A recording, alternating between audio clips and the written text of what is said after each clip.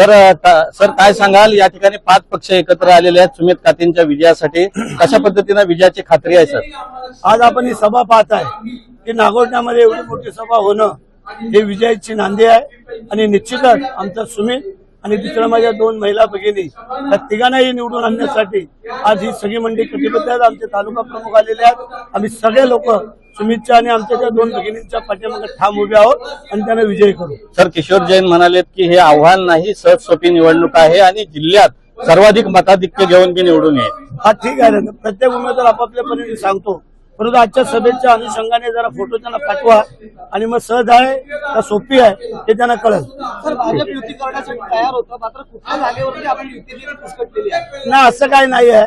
त्यांची इच्छा नव्हती, त्यांना एनसीपी कडे जायचं होतं, त्याच्यामुळे कदाचित त्यांनी आमच्याकडे केली नसेल, काही हरकत नाहीये।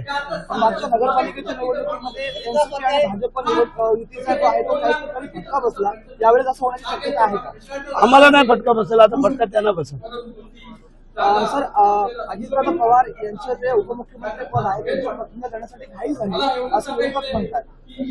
नाही, ठीक आहे, तर ते त्यांचा पर्सनल मामला असेल का, त्यात आम्ही बोलू इच्छितो नाहीये, कारण का घाई झाली किंवा का नाही आम्ही नंतर विचारू। सर, जिल्ह्यात जिल्हा परिषदेच्या किती जागा साधारणतः जिंकल्या जातील?